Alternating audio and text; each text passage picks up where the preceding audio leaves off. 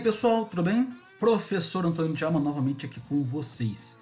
E para mais uma aula da nossa disciplina de América Latina e Relações Internacionais.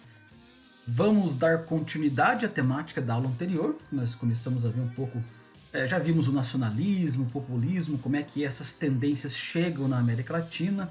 Vimos a influência da Guerra Fria, naquele contexto norte-americano e soviético, qual é o impacto que isso produz a nível de uma política externa na América Latina, e começamos a ver com alguns textos, e mencionei um pouco na aula passada, a temática das ditaduras, dos regimes militares que se instauraram aqui na América Latina.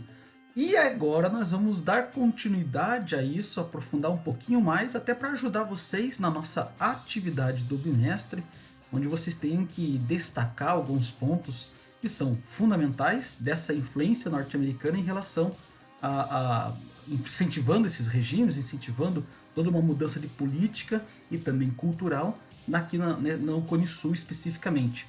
Por isso que nessa aula de hoje trouxe aqui para nós discutirmos uma temática que está ligado com essas ditaduras e que influenciaram esses regimes militares com base naquilo que nós vai ficar conhecido como doutrina de segurança nacional. Preparados? Então, bora lá. Tranquilo? O que a gente tem então de primeiro? Então, recapitulando algumas ideias. Vejam, nas aulas anteriores e nos textos que eu passei para vocês, nós percebemos alguns elementos comuns nas ditaduras que acontecem aqui. Então, os regimes militares tiveram forte influência disso que ficou conhecido como anticomunismo. Essa foi a bandeira levantada, o inimigo declarado de todos esses movimentos militares e essa tomada de poder. E para essas intervenções, os países se utilizaram de uma retórica nacionalista. Não à toa, fizemos um bate-papo introdutório sobre nacionalismo e populismo e como é que esses caras, já na década de 30, essa noção do populismo e do nacionalismo, né, foram reafirmadas, ressuscitadas, né, foram trazidas à tona para essa discussão e que na segunda metade do século XX vai entrar como a retórica principal desses que vão defender o regime militar. E aí há um elemento comum também, que a gente já viu, que eles praticaram atos violentos e perseguiram os opositores. Perseguiram fisicamente, mas também por meio da censura, por meio da não participação popular em relação a isso.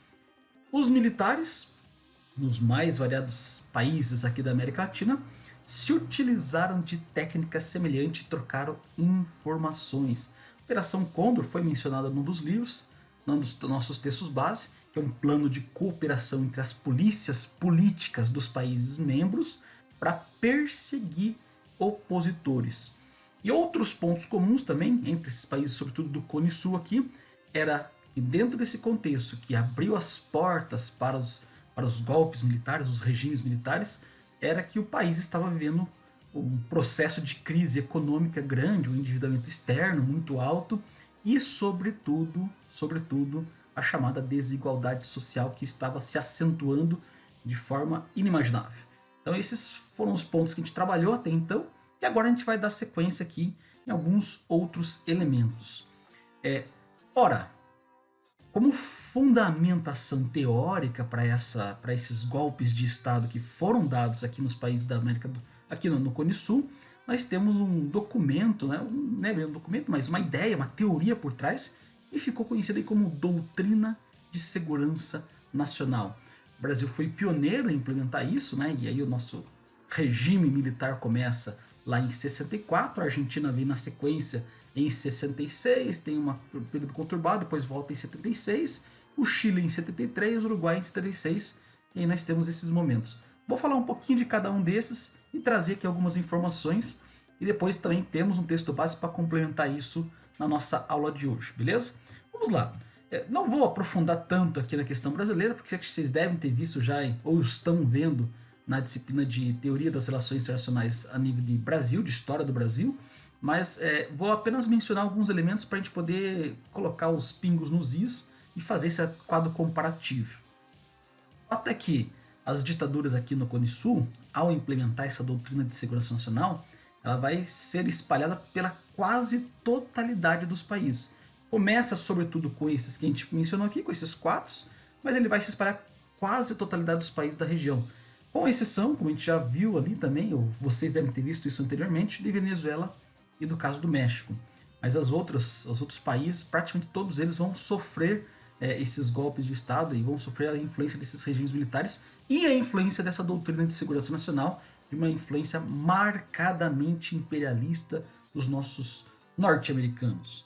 E apesar de capitaneados por membros das Forças Armadas, pelos militares, em todas essas nações, os militares lideraram uma coalizão composta por membros da sociedade civil. Então, os militares tomam poder com apoio de parcelas da sociedade muito significativas.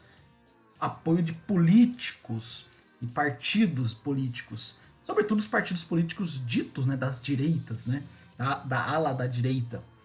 Ora, no Brasil, como é que isso funcionou? Então, nós tivemos um estabelecimento de uma ditadura de segurança nacional, ele consolida-se lá em 68, quando tem a promulgação dos famosos atos institucionais, AI1, AI2, AI3, AI4, o grande momento, talvez, de maior repressão com o AI5, vocês devem ter visto isso na história do Brasil, não vou entrar nos detalhes aqui, mas para mostrar exatamente que há um estabelecimento de uma ditadura que vai se consolidando gradativamente, vai sendo estruturada gradativamente após o movimento de 64 que coloca os militares no poder. E a tortura tornou-se um recurso de controle social e um poderoso instrumento, ainda que degradante, mas um poderoso instrumento, porque de fato conseguia subjugar a sociedade e calar os opositores nesse período. Então a tortura passa a ser um instrumento legalizado, ou se não legalizado ainda, mas pelo menos uma prática comum dessas ações militares. No Chile, a chegada do poder dos militares, muito semelhantemente ao que acontece no Brasil, né, que tem um apoio não apenas dos militares, das Forças Armadas, mas também de parcelas da população, nós vamos perceber que no Chile os militares chegam com ampla colaboração da elite política e empresarial civil. Eles derrubam Salvador Allende no fatídico 11 de setembro de 73. No nosso texto base vai ter alguns detalhes desse momento histórico.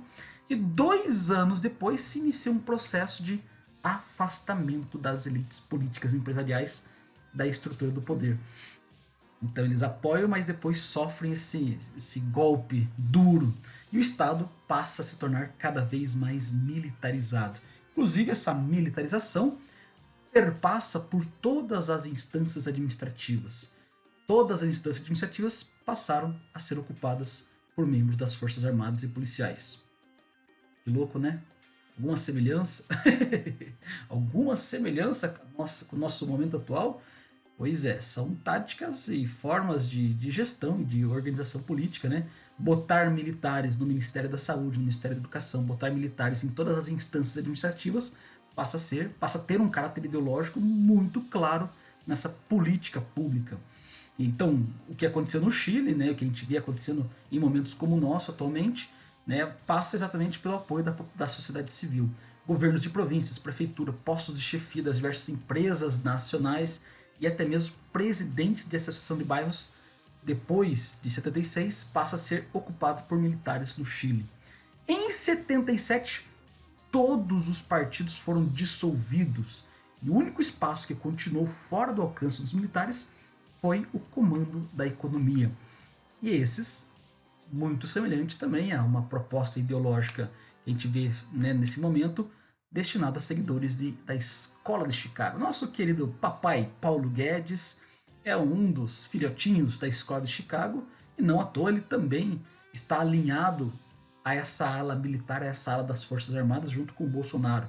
Então a gente consegue perceber como a história daqui no Cone Sul, marcadamente marcada por essa influência dos regimes militares e produzindo os efeitos que foram produzidos, né, inclusive de feridas na nossa democracia, ainda acabam se sustentando na atualidade. Não estamos muito distante de situações como essa. No Chile ainda vai ter uma repressão aos opositores que vai alcançar índices de depuração política não vistos na América Latina até então.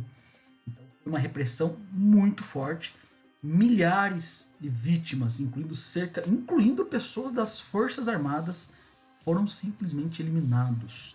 E cerca de 1% da população chilena foi detida somente no primeiro ano do governo, por fazerem críticas ao governo, por se posicionar de maneira crítica, e portanto 1% da população foi detida no primeiro ano do governo. E muitos deles relatam abusos de tortura e de não só censura, mas a tortura também como prática. Os obscuros.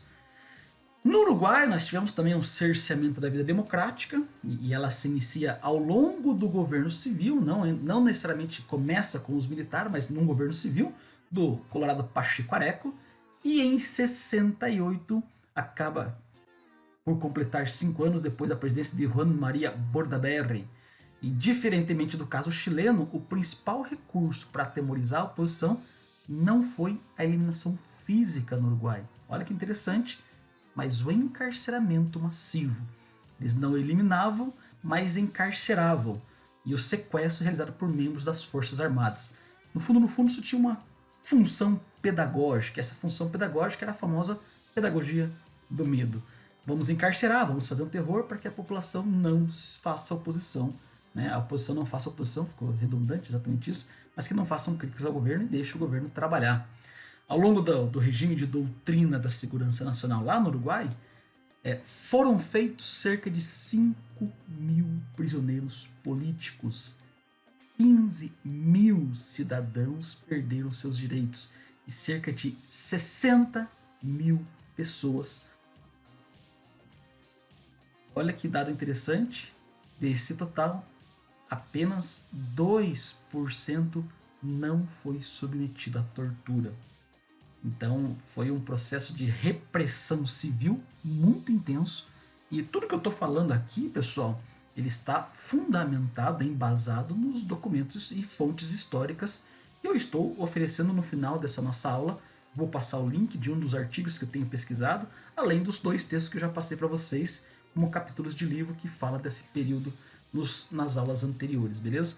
Nesse artigo vocês vão ver as fontes, os documentos, vocês podem corroborar, comprovar tudo isso para corroborar com essas ideias. Não são ideias jogadas ao léu aqui, é apenas achismos de professor Djalma ou do professor que escreveu o artigo, mas baseado em documentos e fontes históricas que vocês podem comprovar na sequência. Inclusive, nossa atividade, agora postergada por mais uma semana, a pedido dos nossos alunos, por uma questão de tempo, né?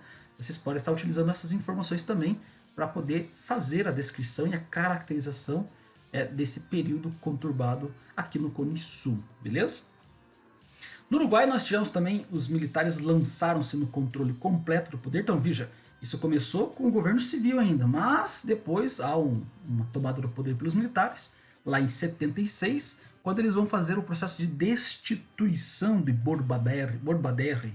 O Conselho de Ministros era civil, mas os militares passaram a ocupar todos os espaços, com a transformação dos serviços públicos em casernas, em locais de habitação desses militares.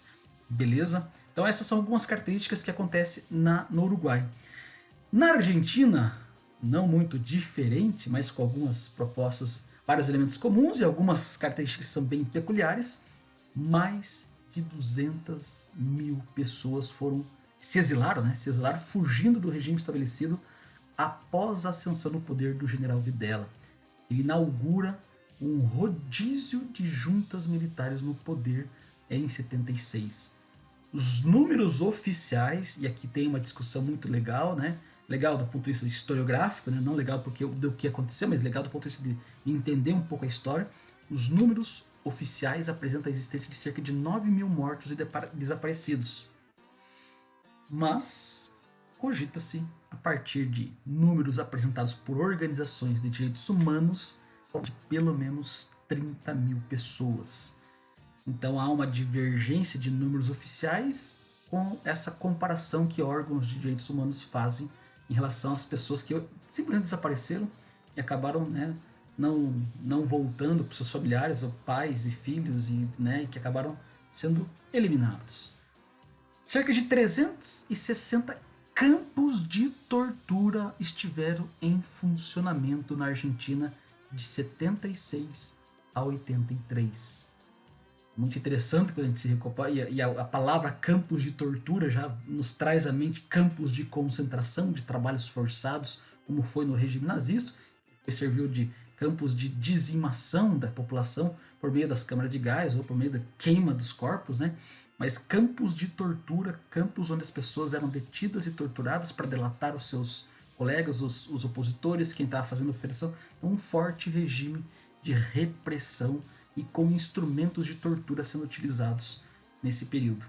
E o regime de segurança nacional na Argentina apresentou um caso tragicamente inovador: o confisco de crianças cujos pais foram desaparecidos ou presos. Inclusive, alguns documentários que andei assistindo nos leva a pessoas em passeatas, né, nesses movimentos de volta da redemocratização no final, lutando, chorando, requerendo os direitos para saber a verdade, para saber onde é que estão os pais, onde é que estão os filhos e assim por diante. Então esse foi um elemento inovador na Argentina e do ladinho nosso aqui, né, não muito tempo atrás e também não muito diferente da nossa história, a gente sabe disso. Os militares espalharam-se pelos principais órgãos da administração do Estado na Argentina, como em praticamente todos os outros povos do Cone Sul. O que nós temos em comum aqui, nesses casos do Cone Sul? O papel de destaque das Forças Armadas nessas ditaduras. Elas então vão evidenciar, vão colocar em relevância a importância do conjunto de ideias que vai nortear o seu controle político. Esse conjunto de ideias é o que nós chamaríamos aqui de doutrina de segurança nacional. Mais ou menos essa charge ilustra bem aí o que a gente consegue entender disso aí, né? Você cerceia todos os direitos, cerceia todas as manifestações políticas e contrárias ao governo, com o uso de força das Forças Armadas, com o uso do Exército e assim por diante. Qual é a origem dessa famosa, então, doutrina nacional de segurança? Ela, no fundo, é um corpo de princípios elaborados por civis norte-americanos, e aqui, como eu falei, a influência norte-americana nesse país não no mundo como um todo, pós-Segunda Guerra Mundial, né? Mas como isso vai ganhar uma expressão, talvez na sua melhor expressão possível, na sua maior influência possível na América Latina. Então, a doutrina nacional de segurança ela é um corpo de princípios elaborados pelo National Security People dos Estados Unidos. Sua formulação teve como um dos principais reflexos a hegemonia do executivo na elaboração da política externa norte-americana, sobretudo no período pós-guerra, pós-segunda guerra, né, Segunda Grande Guerra, e sobretudo com o pressuposto, né, com o pretexto de dar uma resposta rápida à ameaça nuclear dos soviéticos. Então vai ter toda uma reunião de civis, mas também alinhado à escola das Forças Armadas norte-americana, para tentar criar estratégias de política externa que tentem barrar o avanço e as ameaças nucleares soviéticas. A origem então dela sustenta uma política externa que se afastava do isolacionismo norte-americano do período anterior à Segunda Guerra. Se os Estados Unidos, até a Segunda Grande Guerra, não queria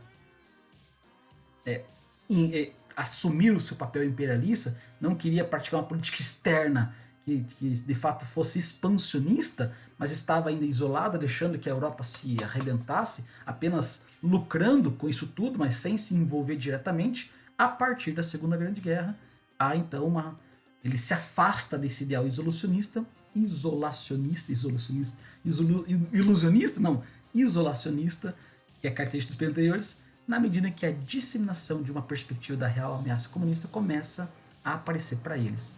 Então, é mais ou menos a tática deles. Se nós não expandirmos, se nós não nos tornarmos o império predominante, a União Soviética vai imperar. Então, para que eles não imperem, vamos nós mesmos manter nosso regime. E aí, então, eles deixam esse isolacionismo e passa a ter uma participação nessas políticas externas mais efetiva e mais radical. E essa doutrina nacional de segurança nacional, respaldava o novo papel que o governo buscava exercer no mundo, a consolidação de uma supremacia em boa parte obtida ao longo da Segunda Guerra. Ora. E aqui que vem um elemento interessante. Um outro desdobramento de destaque foi a montagem de todo um aparato burocrático, militar, industrial, articulado a partir da sobrevalorização da segurança nacional. Então, esse é um desdobramento muito interessante porque eles montam todo um aparato burocrático, militar, industrial para garantir a segurança nacional. Não só a deles mesmos, como dos países que eles estão, né, praticando essas ações de política externa. E por último, não se deve esquecer o clima de caça às bruxas que tinha acontecido já nos Estados Unidos, sob a liderança lá do senador Joseph McCarthy, que se apresenta como símbolo da mais violenta onda anticomunista em larga escala. Isso lá no final da década, né, no final da Segunda Grande Guerra, final da década de 40, início da década de 50. Então ele vai perseguir políticos, funcionários públicos e pessoas dos mais variados estratos da sociedade americana que tem alguma tendência comunista. Então ele vai, sob a liderança dele, vai se apresentar como um ativista contrário ao avanço do comunismo no mundo. Isso começa nos Estados Unidos e essa ideia de uma doutrina de segurança nacional se espalha por toda a América Latina por conta dessa influência. Arthur Link, num de seus livros que falam sobre isso, vai dizer que em graus diferentes essa perseguição afetou a imprensa, as escolas, as igrejas, os tribunais, o Congresso, criando uma atmosfera de medo e que estimula a convicção de que era mais seguro concordar do que discordar da maioria. E com base nessa pedagogia do medo, eles começam a criar todo esse aparato burocrático, industrial, militar. E claro, essa doutrina de segurança nacional vai influenciar as políticas externas dos Estados Unidos e, sobretudo, aqui na América Latina. Um resultado desse aparato burocrático militar foi exatamente a criação do National War College, né? E a doutrina foi transmitida aos militares norte-americanos através do seu colégio de guerra nacional.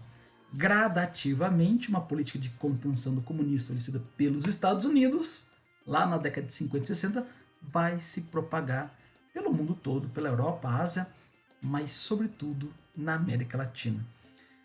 Parece teoria de conspiração, né? Não sei vocês, quando a gente vai estudar isso daí, parece, não pode. Sérgio Moro deve ser um espião do FBI, da CIA aqui, e de repente não pode. Ou nossos políticos estão fazendo um tipo de trabalho de lacaio dos Estados Unidos, então estão implementando. Não pode, isso é teoria da conspiração, não pode. Como é que pode a gente não ter autonomia? Pois é, quando a gente vai estudar, isso não é uma novidade nesse momento. Isso não é uma novidade. Também não estou afirmando que seja isso. A gente precisa, de fato, fazer uma análise crítica sobre tudo isso e sobre essas fontes, mas lançar luzes nessa discussão com boas fontes, eu acho que, e com fontes desse nível, acho que pode nos ajudar a manter um senso crítico mais saudável. E a doutrina de segurança nacional apropriou-se e reformulou ideias e conceitos que já estavam existentes, seja nos Estados Unidos, seja no mundo, né? Tais como o anticomunismo, latente das elites latino-americanas, e como a concepção de geopolítica. Essa expansão do comunismo atrapalharia, né, essa elite, de certa forma. Isso vai favorecer, então, vai casar com uma luta. Então, essa doutrina atende aos anseios dessa elite. E na América Latina, essa doutrina vai encontrar a sua potencialização máxima. Nunca antes na história, doutrina de segurança nacional, essas ideias e essas ideologias acharam um solo tão fértil para poder ser implementada, como foi aqui na América Latina nessa segunda metade do século XX. Texto base para aprofundar um pouco, para continuar, na verdade, essa temática. Eu só fiz a apresentação meio geral do que o nosso artigo do professor Ricardo Antônio Souza, lá da Universidade Federal Fluminense, nessa revista da UDESC, publicada na Universidade Estadual de Santa Catarina, e na revista Tempo e Argumento, onde o título é exatamente esse: Ditaduras Civil-Militares no Cone Sul e a Doutrina de Segurança Nacional. Algumas considerações sobre historiografia. Fantástico, traz todas as informações embasadas em boas fontes, isso é muito legal. Basta clicar no link, acessam. Esse é o nosso texto base para continuar esse bate-papo aqui. E, na verdade, para encerrar essa parte das ditaduras, porque na nossa próxima aula, então, como vocês estão ainda em fase de fazer a atividade de vocês, Acho que aqui eu lanço mais algumas luzes e esse artigo coroa uma série de itens que os nossos textos anteriores não tinham trazido de novidade. E a gente encerra o tema das ditaduras no Cone Sul, mas vamos dar uma continuidade para a gente poder fazer esse processo da redemocratização, como é que isso aconteceu também aqui, mas isso são cenas dos próximos capítulos. Valeu, valeu, abraço, tamo junto e tendo dúvida, manda lá. Abraço.